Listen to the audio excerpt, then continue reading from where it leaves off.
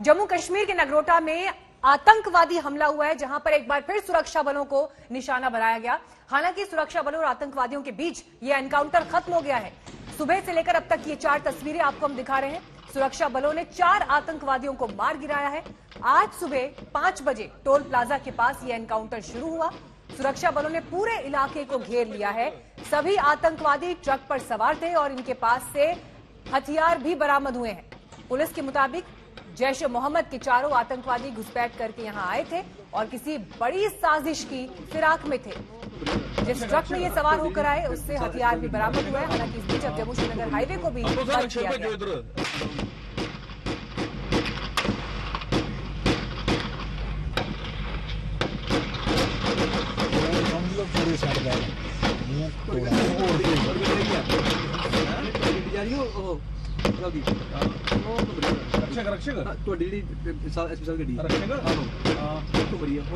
रक्षक भेजो इधर।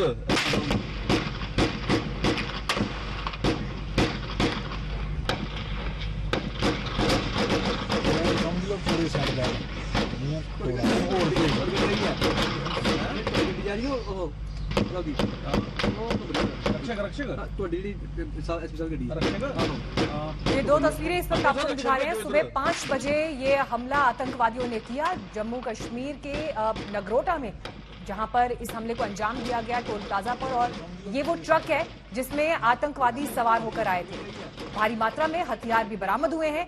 जैश से इनका संबंध बताया जा रहा है। 4 ये आतंकवादी, 3 आतंकवादियों के शव बरामद हो गए हैं। सबसे पहले आपको हमारे संवाददाता सुनील जी भट्ट की रिपोर्ट दिखाते हैं, जिसमें उन्होंने इस हमले को लेकर पूरी जानकारी दी। फायरिंग शुरू कर दी और उसके बाद सुरक्षा बलों ने भी जो है जवाबी कार्रवाई की और उसके बाद एक एनकाउंटर शुरू हो गया। और अब तक जो हमें जानकारी मिल रही है वो ये है कि सभी आतंकवादी जो उस ट्रक में छिपे हुए थे उनको ढेर कर दिया गया है। हालांकि आतंकवादियों की संख्या जो है उसकी कोई आधिकारिक पुष्टि नहीं हो पाई है, लेकिन हमने अपने सूत्रों से बात की और उन्होंने हमें बताया है कि 3 से 4 आतंकवादी हो सकते हैं जिनको अभी तक ढेर कर दिया गया है। 3 का तो हम जो है हमने अपने सूत्रों से कंफर्म किया है कि 3 आतंकवादी ढेर हो चुके हैं। और फिलहाल जो है सुरक्षा बल जो है इस तमाम इलाके की जो है छानबीन कर रहे हैं। ये जो आप इलाका यहाँ पर देख सकते हैं जो जम्मू श्रीनगर राष्ट्रीय राजमार्ग के पास है, ये जंगल का इलाका है और यहाँ पर जो है पूरी छानबीन चल रही है।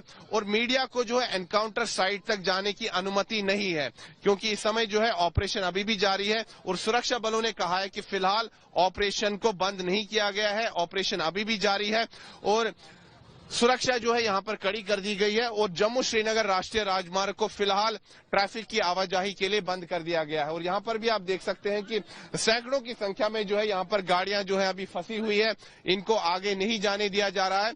और जो जम्मू श्रीनगर राष्ट्रीय राजमार्ग है, यही जो राजमार्ग है ये कश्मीर घाटी को देश के बाकी भागों से जोड़ता है।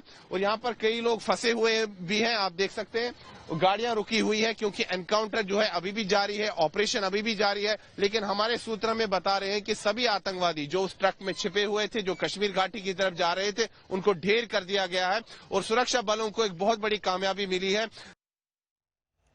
तो नगरोटा में इस हमले को अंजाम दिया गया और नगरोटा अपने आप में वो इलाका है जो जम्मू सिटी और उधमपुर को जो नेशनल हाईवे 44 जोड़ता है, वहां पर बसा हुआ है। जिस तरह से इस हमले को अंजाम दिया गया, सुरक्षा बलों को एक बार फिर निशाना बनाया गया, लेकिन क्योंकि ये अपने आप में हाईवे जैसी जगह जहां पर बड़ी संख्या में लोग भी मौजूद होते हैं, सुबह का वक्त संख्या कम रही होगी यकीनन, लेकिन जिन लोगों ने इस हमले को देखा उन्होंने क्या बताया, सुनिए। जनाब ये ना कोई 3:30 बजे के करीब हमें फायरिंग की आवाज सुनाई दी, तो हम मंदिर ही थे, हमने शटर नहीं खोले वगैरह। हमारा ढाबा है इधर शर्मा जी का वैष्णो ढाबा, तो नीचे हम सोए हुए थे तो आवाजें वगैरह आई, हमने शटर वगैरह नहीं खोले क्योंकि इधर देखे हमने जब सुबह 7 बजे के करीब शटर खोले हैं तो इधर पूरा रोड जाम कर दिया हुआ है, नाका लगा हुआ है पुलिसियों का, मतलब कि पूरा जाम किया हुआ है। किसी को बाइक पे भी नहीं जाने दे रहे हैं, ना कुछ पैदल जाने दे रहे हैं, ना कोई गाड़ी जाने दे रहे हैं।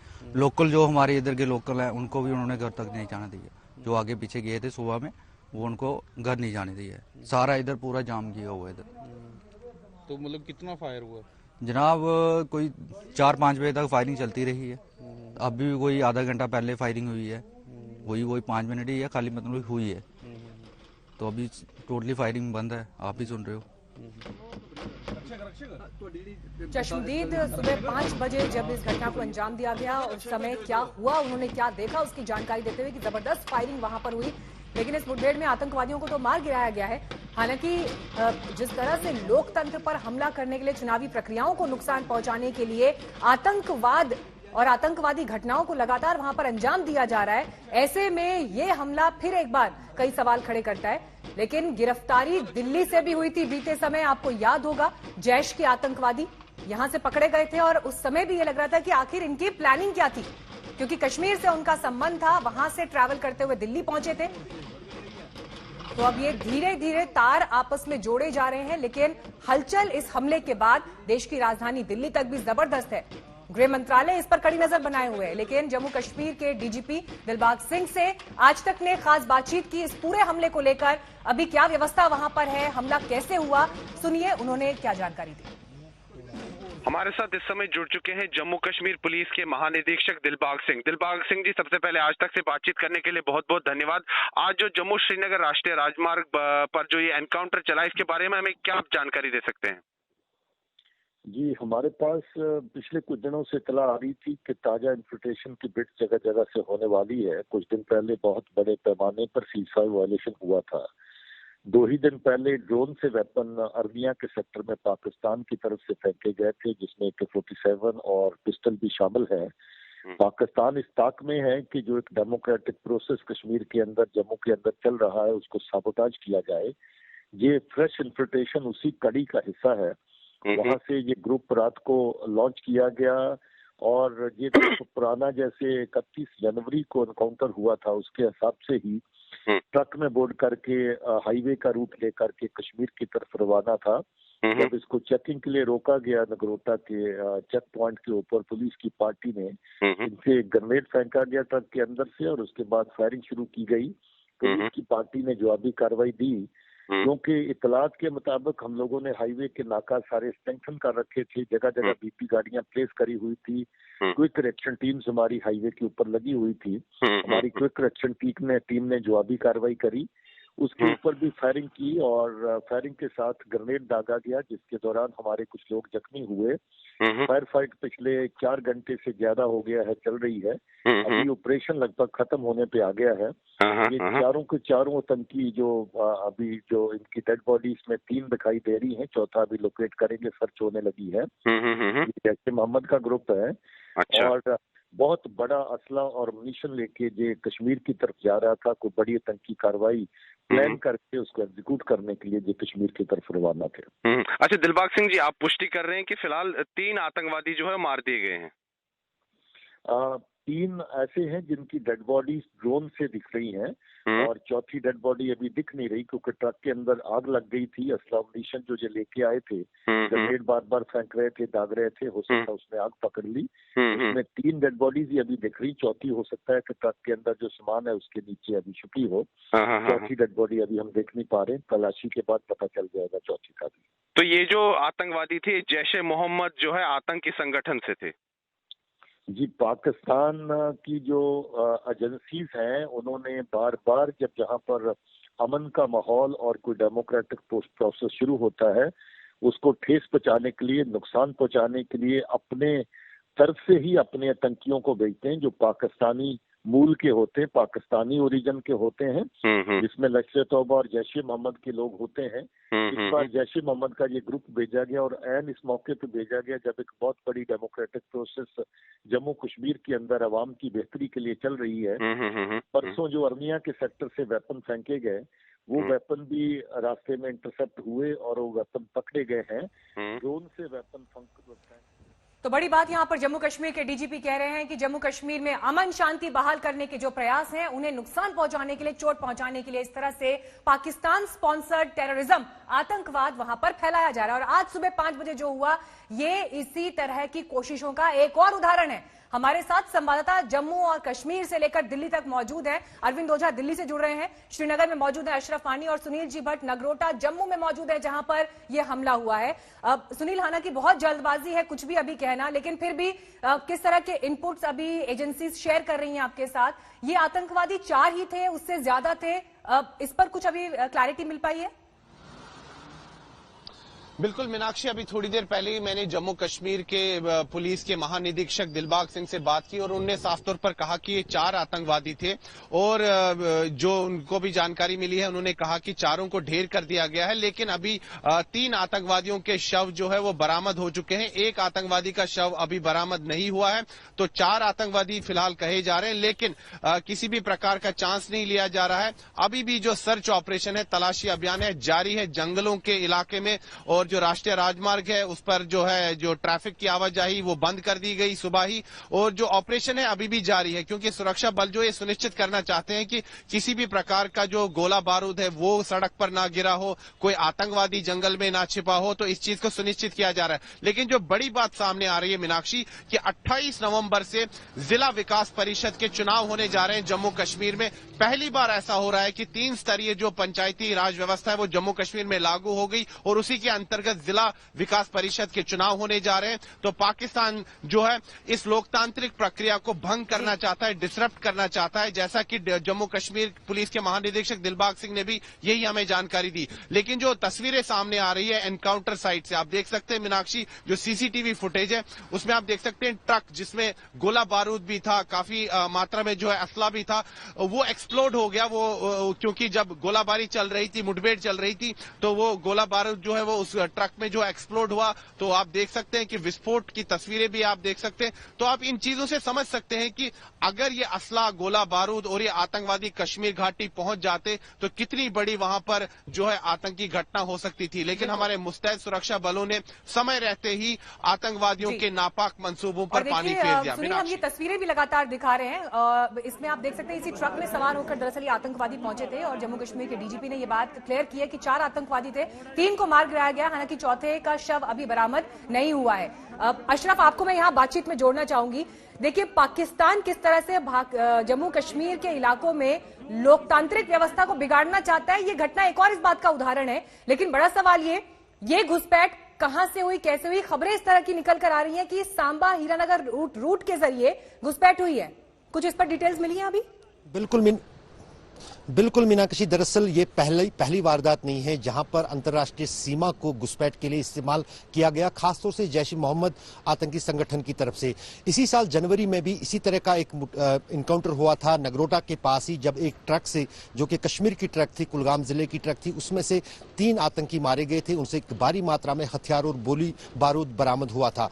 आज भी इसी तरह की घटना करीब 8-9 महीने के बाद फिर इसी तरह हुई है, तो कहीं ना कहीं ये साफ दर्शाता है कि अब जिस अंदाज से सेना का प्रेशर लाइन ऑफ कंट्रोल पर कश्मीर में बढ़ा है, अब अंतर्राष्ट्रीय सीमा को घुसपैठ के लिए आतंकी इस्तेमाल कर रहे हैं।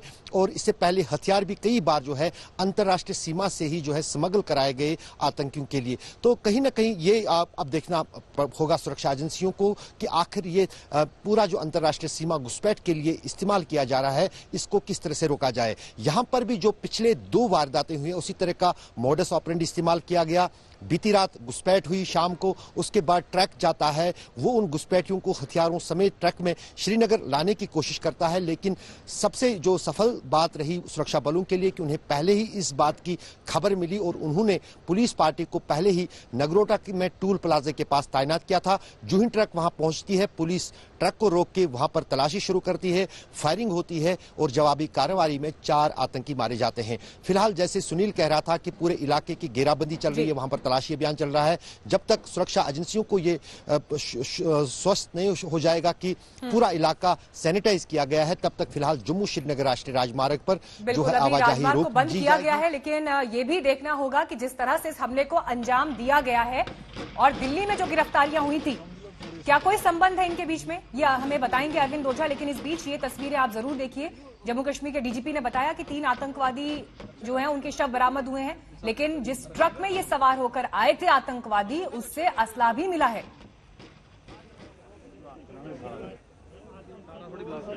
पश्चिम बंगाल में चुनाव से पहले राज्यपाल और मुख्यमंत्री की तकरार तेज होती जा रही है। राजनीतिक हिंसा और कानून व्यवस्था को लेकर राज्यपाल ने फिर कड़ी प्रतिक्रिया जताई है। तो ममता बनर्जी ने आरोप लगाया है कि राज्य में बाहरी लोग शांति भंग करने की कोशिश कर रहे हैं।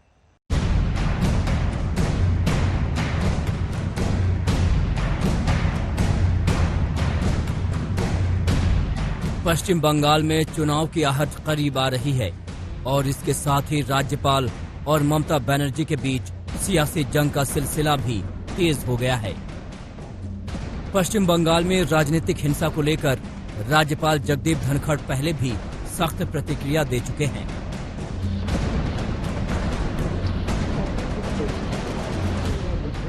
कल राज्यपाल मुर्शिदाबाद के दौरे पर थे। यहां उन्होंने नवग्राम में कृतेश्वरी मंदिर में पूजा अर्चना की।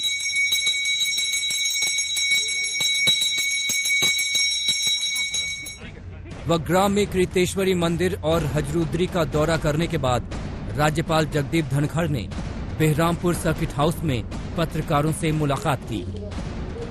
इस दौरान उन्होंने राज्य की कानून व्यवस्था को लेकर चिंता जताई और कहा कि संविधान की रक्षा करना उनकी जिम्मेदारी है। राज्यपाल ने कुछ सरकारी अधिकारियों के राजनीतिक से प्रेरित होने का भी मुद्दा उठाया और इसको लेकर कड़ी चेतावनी दी। कुछ लोग अब भी संभले नहीं हैं। उनको लगता है कि राज्यपाल कह रहे हैं होगा क्या, बहुत बुरा होगा, कानून के शिकंजे में आएंगे, long arm of law will catch up. और इसलिए क्योंकि हम विश्व के सबसे बड़े प्रजातांत्रिक देश हैं, हम इसको बर्दाश्त नहीं कर सकते कि कोई भी पब्लिक सर्वेंट पॉलिटिकल वर्क करे। इतने बेपरवाह तरीके से काम होगा, संविधान को तिलांजलि दी जाएगी, कानून के रास्ते से इतना दूर भटक जाएंगे, तो राज्यपाल के लिए चिंतित होना आवश्यक है। मेरे पर लगातार एक आरोप लगा देते हैं, मैं किसी के इशारे पर काम कर रहा हूं। मेरे फर्क नहीं पड़ता है, क्योंकि मैं भारत के संविधान के इशारे पर काम कर रहा हूं। मैं भारत के संविधान का एजेंट हूं। राज्यपाल ने कहा कि 5 सितंबर को उन्होंने डीजीपी को पत्र लिखकर आगाह किया था कि राज्य में हालात बहुत खराब हैं। जवाब में 2 लाइनें आईं कि राज्य में अमन और चैन है। राज्यपाल के इस बयान के बाद ममता बनर्जी ने भी एक कार्यक्रम में बिना नाम लिए तीखा हमला बोला। ममता बनर्जी ने आरोप लगाया कि चुनाव से पहले पश्चिम बंगाल में बाहरी लोग और बदमाश भेजे जा रहे हैं। ममता बनर्जी ने कहा कि ये सब शांति व्यवस्था को नुकसान पहुंचाने की कोशिश है, लेकिन बंगाल डरपोक राज्य नहीं है। पॉलिटिक्स करने के लिए कोई आदमी चुनाव तक पहले बहुत सारे बात कहते हैं, बहुत सारे बाहर से आदमी ले आ सकता है, बहुत सारे गुंडागर्दी कर सकता है, लेकिन हम ये नहीं चाहते हैं। 365 दिन हम लोग जो काम करने वाला है, जो काम करते हैं, वो हमारे पास हर दिन कामयाबी होता है। हम एक दिन के लिए काम नहीं करते हैं, इसीलिए आज बंगाल अपना डरपोक नहीं है। इस बीच ममता बनर्जी ने प्रधानमंत्री को एक चिट्ठी लिखी है, जिसमें सुभाष चंद्र बोस के जन्मदिन 23 जनवरी को राष्ट्रीय अवकाश घोषित करने की मांग की गई है। बीजेपी ने ममता बनर्जी की इस चिट्ठी को हॉलिडे पॉलिटिक्स बताया है। जब सुबह हो गया तब याद आया, अभी तक क्या कर रहे थे। ये छुट्टी का राजनीति बंद होना चाहिए। कितना छुट्टी, अगले साल तो पूरा छुट्टी ही चलेगा, ऐसा है। इसलिए कुछ जो विकास का काम होना चाहिए, नेताजी का विचारधारा आधारित पर काम होना चाहिए, न कि केवल छुट्टी देना चाहिए। इस प्रकार छुट्टी का राजनीति बंगाल में बंद होना चाहिए। कुल मिलाकर पश्चिम बंगाल में सियासी लड़ाई में एक तरफ राज्यपाल बनाम राज्य सरकार है, तो दूसरी तरफ बीजेपी भी लगातार ममता बनर्जी के खिलाफ घेराबंदी में जुटी है। मुर्शिदाबाद से गोपाल ठाकुर के साथ इंद्रजीत कुंडू, कोलकाता, आज तक। बीजेपी की नजर पश्चिम बंगाल में भी टीएमसी के उन नेताओं पर है जो मुख्यमंत्री ममता बनर्जी से नाराज हैं या पार्टी में उपेक्षित महसूस कर रहे हैं। टीएमसी के कई नेता बीजेपी में जा चुके हैं, लेकिन क्या विधानसभा चुनाव से पहले ममता के घर में सेंध लग सकती है?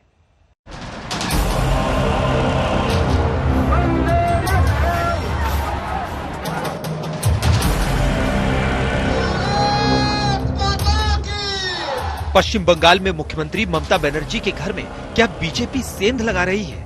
बीजेपी कह रही है कि बिल्कुल नहीं, वो तो ममता से ही नाराज और खफा लोग हैं जो उनकी पार्टी छोड़ना चाहते हैं, और जो छोड़ना चाहते हैं उनका बीजेपी में स्वागत है। मालूम नहीं कहाँ रुक कर रहे हैं, क्या कर रहे हैं, ये उनके अंदरूनी मामला है। किसी पार्टी का नेता है, मंत्री है वो, और उनके पार्टी के अंदर घमासान शुरू है। खाली नहीं है, शुभेंदु बाबू नहीं, ऐसे 5, 7, 10 MLA का स्टेटमेंट आ चुकी है कि हमको घुटन हो रही है, ऑक्सीजन नहीं मिल रही है, ये पार्टी में रहना संभव नहीं, हम चुनाव नहीं लड़ेंगे। आप देंगे फिर? तो हम तो ऑक्सीजन सिलेंडर लेके घूमते हैं, इसलिए सबको देने वाले हैं। हम आह्वान कर चुके, आ जाओ यहाँ खुले में, हवा लो, सांस लो। पिछले कुछ दिनों से पश्चिम बंगाल के परिवहन मंत्री शुभेंदु अधिकारी मुख्यमंत्री ममता बनर्जी से नाराज बताए जा रहे हैं। शुभेंदु अधिकारी के बारे में कहा जा रहा है कि वो टीएमसी छोड़कर बीजेपी में जा सकते हैं। कहा जा रहा है कि पार्टी में ममता के भतीजे अभिषेक बनर्जी के बढ़ते दबदबे से शुभेंदु नाराज हैं। शुभेंदु की तमाम कोशिशों के बावजूद पार्टी संगठन पर अभिषेक बनर्जी का प्रभुत्व बढ़ता गया। पिछले कुछ दिनों में शुभेंदु अधिकारी पार्टी के कई कार्यक्रमों में भी नहीं गए, यहाँ तक कि हाल फिलहाल की कैबिनेट बैठक में भी नहीं गए, जिसमें खुद मुख्यमंत्री ममता बनर्जी अध्यक्षता कर रही थी। यहाँ तक कि 10 नवंबर को नंदीग्राम हिंसा की 13वीं बरसी पर हुई रैली में शुभेंदु ने पार्टी का झंडा बैनर भी नहीं रखा।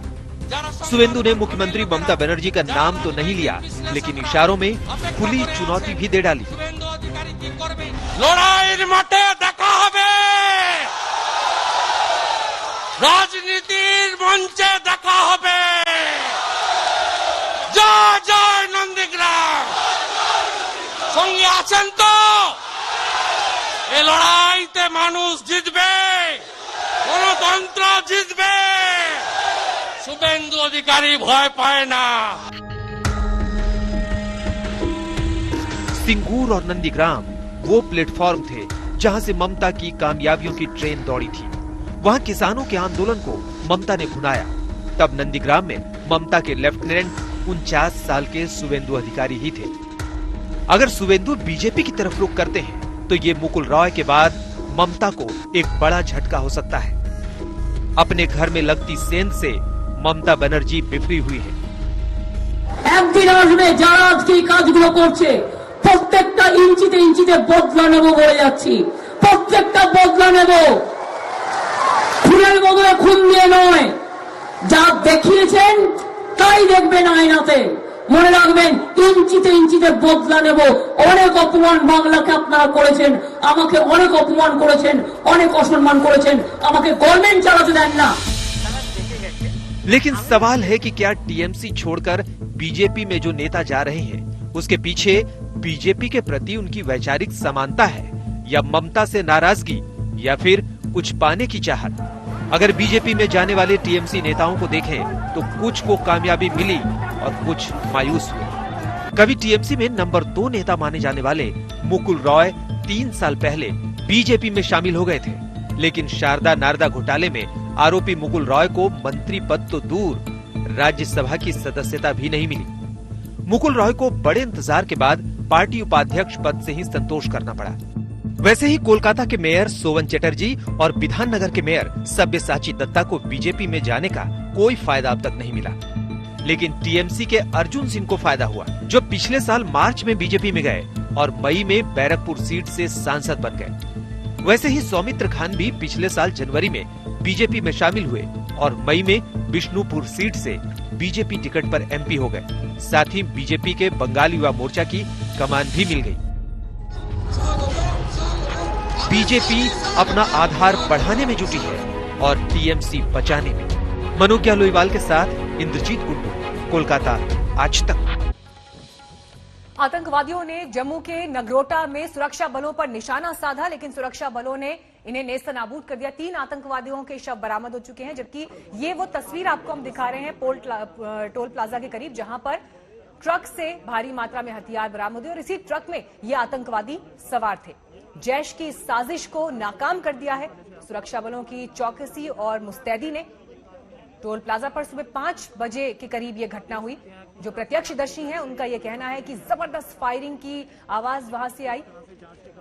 पहले गोला उछाला गया सुरक्षा बलों की तरफ और उसके बाद जबरदस्त फायरिंग वहां पर हुई, लेकिन सुरक्षा बलों ने कड़ा जवाब देते हुए इन आतंकवादियों को वहीं खत्म कर दिया। जम्मू कश्मीर के डीजीपी दिलबाग सिंह से जब आज तक ने खास बातचीत की तो उन्होंने इस बात की जानकारी दी कि जिस तरह की व्यवस्थाएं धारा 370 खत्म होने के बाद कश्मीर में, जम्मू में, लद्दाख रीजन में पैदा की गई हैं, जिसके मद्देनजर लोकतांत्रिक व्यवस्था और मजबूत हो, लोकतांत्रिक प्रक्रिया में लोगों का विश्वास बढ़े, एक मुख्य धारा में लाने का प्रयास वहां पर लोगों को हो, बाकी देश से जोड़ने के कदम उठाए जाएं। इन सभी प्रयासों को विफल करने की एक कोशिश ये पाकिस्तान की तरफ से है, क्योंकि जो जानकारियां इस वक्त मिल रही हैं, हीरा सांबा रूट से इन आतंकवादियों ने घुसपैठ की। और अगर इस हमले की टाइमिंग पर भी आप नजर डालें तो ये एक ऐसा समय है जब सर्दियों की शुरुआत, स्नोफॉल, वहां पर बर्फ गिरना शुरू हो गया, और ये आतंकवादियों के लिए सबसे मुफीद वक्त होता है जब वो घुसपैठ करते हैं। आईजी मुकेश सिंह से नेहा ने खास बातचीत की, सुनिए उन्होंने क्या जानकारी दी। जी, मुकेश सिंह इस वक्त हमारे साथ फोन लाइन पर जुड़ गए हैं। मुकेश जी, इस वक्त क्या ताजा स्थिति है? अभी भी एनकाउंटर जारी है, और आतंकियों के नंबर के बारे में क्या पुख्ता जानकारी दे पाएंगे आप? अभी मौके पे मैं मौजूद हूँ और हमारे साथ पुलिस, सीआरपीएफ के भी जवान मौजूद हैं, और ऑपरेशन खत्म हो चुका है। लास्ट की क्लियरिंग ऑपरेशन जारी है। 4 आतंकी मारे गए हैं, 4 बड़े हथियार और छोटे हथियार भी बरामद हुए हैं। अभी मौके की तलाश जारी है।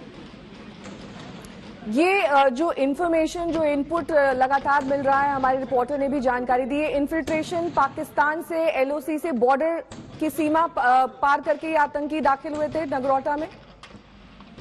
ऐसा शुरुआती जो दिखाई पड़ रहा है उससे ये अंदाजा लग रहा है कि ये बॉर्डर से इन्फिल्ट्रेट होकर नया ग्रुप आया था, और ऐसी ही एक वारदात ये इस साल जनवरी में हुई थी, जिसमें एक और ग्रुप आया था, और इस ग्रुप को भी न्यूट्रलाइज कर दिया गया। अभी फिलहाल ऑपरेशन खत्म हो गया है मुकेश जी, यही माने? अभी एरिया को सैनिटाइज हम कर रहे हैं, ऑपरेशन खत्म होने की कगार पे।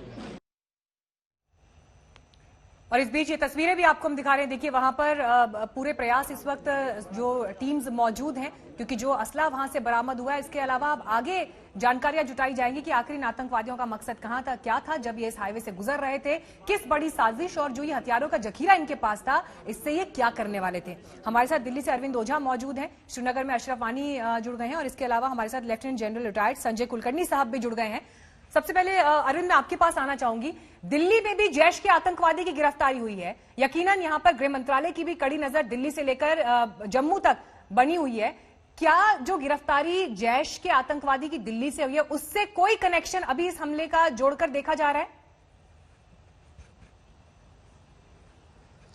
देखिए मीनाक्षी, अभी सीधा सीधा कनेक्शन तो नहीं है, लेकिन ये इनकाउंटर जो आज सुबह हुआ उसके ठीक 2 दिन पहले जैश ए मोहम्मद के 2 आतंकियों की गिरफ्तारी दिल्ली में हुई। पूछताछ में उन्होंने खुलासा किया कि दिल्ली में टारगेट किलिंग करनी थी किसी नामचीन शख्स की। एक चीज क्लियर है कि जैश ए मोहम्मद पाकिस्तानी खुफिया एजेंसी जैश ए मोहम्मद जो आतंकी संगठन है, और उसके आका मौलाना मसूद अजहर के साथ मिलकर न सिर्फ जम्मू कश्मीर बल्कि दिल्ली में भी बड़ी आतंकी वारदात को अंजाम देना चाहते हैं। लेकिन जैसे सुबह के वक्त 4 जो आतंकी उनको मार गिराया गया, तो उसी तरह से दिल्ली में भी आतंकी वारदात को अंजाम देने के पहले दोनों को गिरफ्तार कर लिया गया। लेकिन इनसे पूछताछ में खुलासा हुआ है कि दरअसल 4 और लड़के हैं जम्मू कश्मीर में जो इनके साथ एसोसिएट थे। तो स्पेशल सेल की टीम सुरक्षा बलों के साथ फिलहाल जम्मू कश्मीर में मौजूद है, जबकि दिल्ली का जो एक शख्स है वो भी जांच एजेंसियों के रडार पर है। इनके मोबाइल फोन से ये पता चला है कि बाकायदा एक व्हाट्सएप ग्रुप बनाया गया था, जिसमें जम्मू कश्मीर के कई लड़के थे जो बॉर्डर क्रॉस करने की भी कोशिश कर रहे थे, पाकिस्तान जाने की कोशिश कर रहे थे। लौटूंगी संजय कुलकर्णी साहब, जो ये हमला हुआ है, अगर बीते 1 साल की परिस्थितियां जो जम्मू कश्मीर में दिखाई देती है उन पर हम गौर करें, धारा 370 हटाई जाती है, लोकतांत्रिक प्रक्रियाओं को वहां पर बढ़ाया जाए, अमन बहाली के प्रयास बढ़े, और डीडीसी चुनावों की वहां पर तैयारियां हैं, और तीसरी बड़ी सबसे बात जो है, साल 2020 में ही हमारे सुरक्षा बलों ने, फोर्सेज ने 120 से ज्यादा आतंकवादियों को खत्म किया है वहां पर ऑपरेशन ऑल आउट चलाते हुए। इन सबके मद्देनजर पाकिस्तान ये चाहता है कि किसी भी तरह से लोकतांत्रिक मूल्यों को बढ़ावा ना मिले कश्मीर में, और यही वजह है कि ऐसी घटनाओं को अंजाम दिया जा रहा है। इस पे कोई शक नहीं मीनाक्षी, जिस तरह आप बता रही हैं, यही कारण है आप देखिएगा कि पाकिस्तान ने 5 अगस्त 2019 के बाद जिस तरीके से बौखला गया है पाकिस्तान, और घाटी के अंदर भी जिस तरीके से पॉलिटिकल लीडरशिप जो वहां की है, लोकल लीडरशिप जो है वो जिस तरीके से बातचीत कर रही है, आप देख सकते हैं कि वो चाहते हैं कि जम्मू में भी उस तरह के हालात हो। अब जब पंचायती इलेक्शंस होने वाले हैं, उसके मद्देनजर ये सब कार्रवाई हो रही है। दूसरी बड़ी बात जो दिल्ली वाली है, अब देख रहे हैं कि माहौल है तकरीबन, अब क्या है, फेस्टिवल्स हैं, लोगों को मालूम है, लोग इकट्ठे होते हैं, तो यही कारण है कि मौका ढूंढते हैं इस तरह के जैश के। उसके अलावा अल बदर, जिसको चाइनीज जो फाइनेंस कर रहे हैं, अल बदर मिलिटेंट्स हैं, जैश ए मोहम्मद के मिलिटेंट्स हैं, 300 से 350 मिलिटेंट्स लॉन्च पैड पे पूरे आम तैयार हैं इन्फिल्ट्रेशन के लिए। यही कारण है कि पाकिस्तान बौखलाया हुआ है। जैसे आप बता रही थी, बिल्कुल ठीक, ये सर्दी आने वाली है, पहाड़ियों में बर्फ गिरने वाली है, अब अभी से बर्फ गिरनी शुरू हो गई है, आगे और कठिन होगा उनको इन्फिल्ट्रेट करना, तो ये मौका ढूंढ रहे हैं। इसी तरीके से जम्मू से हो जाए, सांबा से हो जाए, अपने पूरा एलओसी के ऊपर उरी है, गुरेज है, करेज सेक्टर है, सब जगह से वो कोशिश कर रहे हैं। ये हमारे सतर्क जितने भी सिक्योरिटी है, अब आप देखिए नगरोटा वाला जो है, जैसे बन टोल प्लाजा के ऊपर जैसे ही एक गाड़ी देखी, उनको शक था कि इस गाड़ी में कोई है, और जैसे ही चारों मिलिटेंट में से जिसने फायर खोला, उसके बाद देखते चारों के चारों मिलिटेंट्स न्यूट्रलाइज हो गए और वही खात्मा हो गया।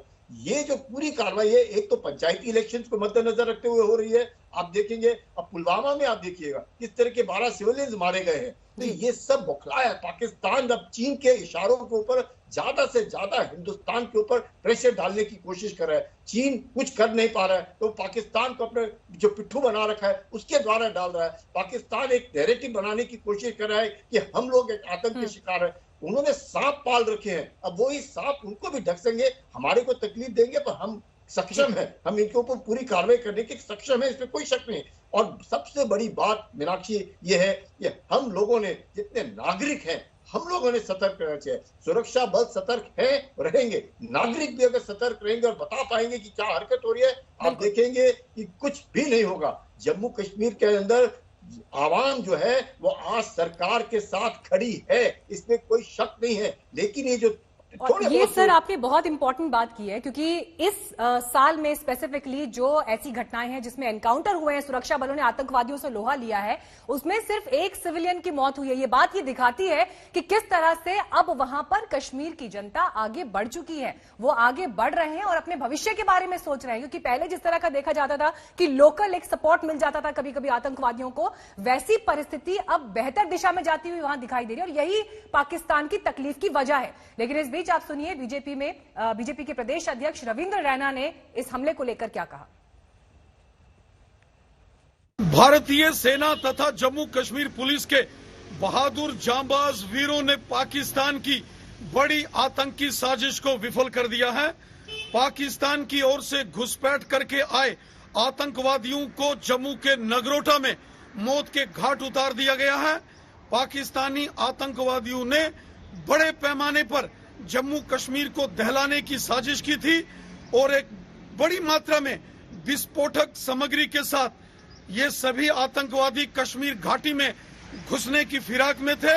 लेकिन भारतीय सेना और जम्मू कश्मीर पुलिस के जांबाज वीरों ने पाकिस्तान की इस बड़ी साजिश को विफल करके चारों आतंकवादियों को मौत के घाट उतार दिया गया है।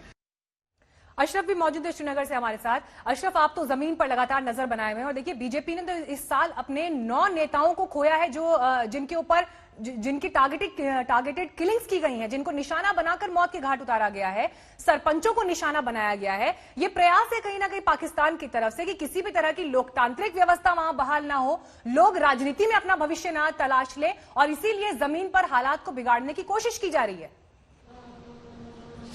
बिल्कुल मीनाक्षी, दरअसल जैसे आपने कहा कि पहली बार जम्मू कश्मीर में जो है ब्लॉक डेवलपमेंट काउंसिल के चुनाव होने हैं, जिसके लिए पहली बार जो है अनुच्छेद 370 हटने के बाद मुख्य धारा की जो जम्मू कश्मीर की राजनीतिक अलग अलग पार्टियां हैं, चाहे पीडीपी हो, नेशनल कॉन्फ्रेंस हो, कांग्रेस हो, वो भी शामिल हो रही हैं। तो कहीं ना कहीं चुनावी माहौल पिछले कुछ दिनों के दौरान जम्मू कश्मीर में खूब नजर आ रहा था, जहां पर स्थानीय नेता भी अब इन चुनावों में जो है भागीदारी ले रहे थे, नॉमिनेशन कर रहे थे, हिस्सा ले रहे थे और रैलियों का माहौल शुरू हुआ था। आज जब हम बात कर रहे हैं बीजेपी की तरफ से मुख्तार अब्बास नकवी कुपवाड़ा पहुंचे हैं, वहां पर इन चुनावों के प्रचार के लिए दूसरी पार्टियां भी अपने स्तर पर चुनावी प्रचार कर रही हैं, तो कहीं ना कहीं इस ये जो है लोकतांत्रिक प्रक्रिया है, इसको डिरेल करने के लिए एक बड़ी कोशिश चल रही है सीमा पार से। और उसी की कड़ी के साथ इस घुसपैठ को भी देखा जा रहा है जो आज सुबह जम्मू कश्मीर पुलिस और सुरक्षा बलों ने नगरोटा के पास विफल की।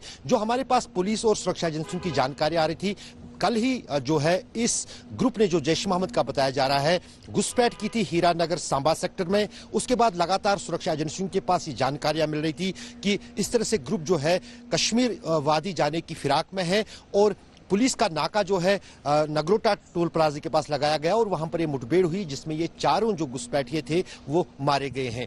हाँ, यहां तक कि पुलिस और सुरक्षा एजेंसियों ने पहले ही हाई अलर्ट पर रखा है पूरे जम्मू कश्मीर को, खास तौर से कश्मीर को, और उनको इस बात का खदशा है कि इन चुनावों के दौरान जो डिस्ट्रिक्ट डेवलपमेंट काउंसिल के चुनाव होने हैं उनके दौरान आतंकी हिंसा हो सकती है। उसको रोकने के लिए न सिर्फ सुरक्षा व्यवस्था को सख्त कर दिया गया बल्कि उन्हें हाई अलर्ट पर। ठीक है अशरफ, मैं लौटूंगी आपके पास। संजय कुलकर्णी जी, जो इस हमले के बाद कई सारे फैक्टर्स जो दिखाई देते हैं जमीन पर, नगरोटा नेशनल हाईवे 44 पर बसा है, 16th कोर का घर है ये।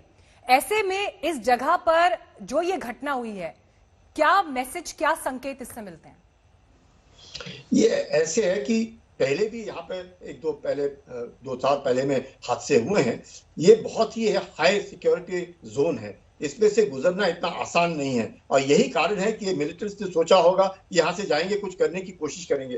बिल्कुल जैसे वानी जी ने कहा, इसके खास खबर थी, इसके इनपुट्स आए थे कि इस तरह के मिलिटेंट्स जो है हीरानगर सांबा से अंदर आए हैं